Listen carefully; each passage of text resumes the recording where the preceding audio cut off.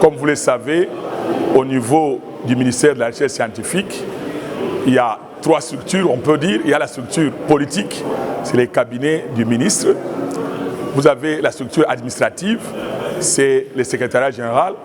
Et vous avez la structure scientifique, c'est ça le Conseil scientifique national.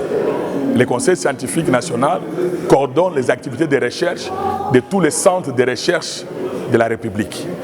Il va, par exemple, donner les orientations des politiques de recherche au pays. Il peut, disons qu'il est le conseiller scientifique du gouvernement à travers les ministères de la Recherche scientifique et innovation technologique. Alors, aujourd'hui, là, nous sommes dans une session du Conseil scientifique. Le Conseil scientifique, cette session, par exemple, c'est la 48e session. Nous avons donc tous les DG des centres et nous en avons au moins 25 officiels.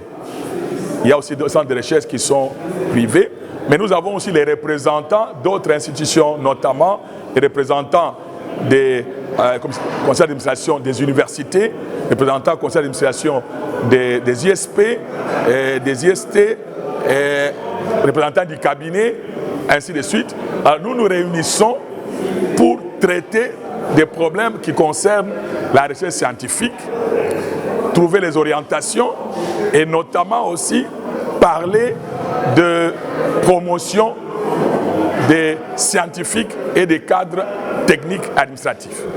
Donc, la promotion des cadres scientifiques administratifs passe nécessairement par les conseils qui regardent les critères qui sont établis pour passer d'un grade à un autre et qui valident et qui fait donc des propositions au ministre pour la nomination.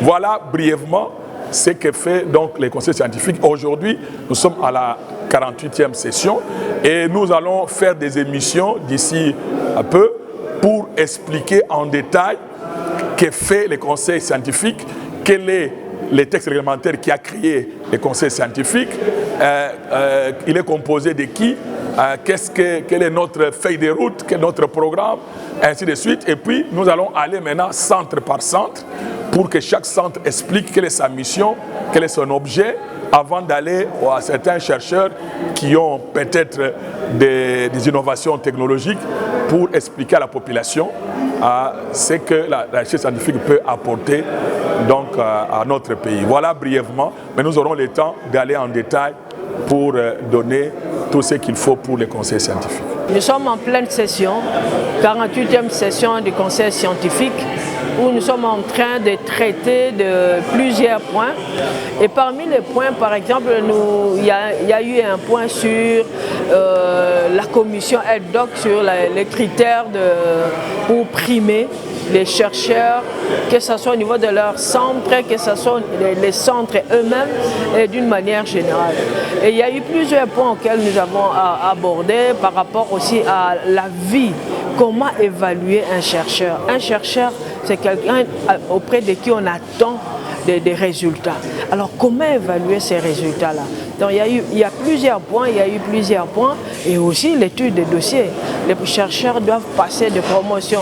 Alors comment ils peuvent les faire, comment ils peuvent devenir, et aussi un point sur comment un chercheur peut avoir son éméritat. Donc voilà un peu, il y a eu plusieurs points, mais les quelques points que nous pouvons parler de ce qui a concerné cette commission, et aussi des conseils par rapport au fonctionnement de nos centres et de nos institutions, afin que nous puissions réussir, faire voir de quoi nos centres sont capables.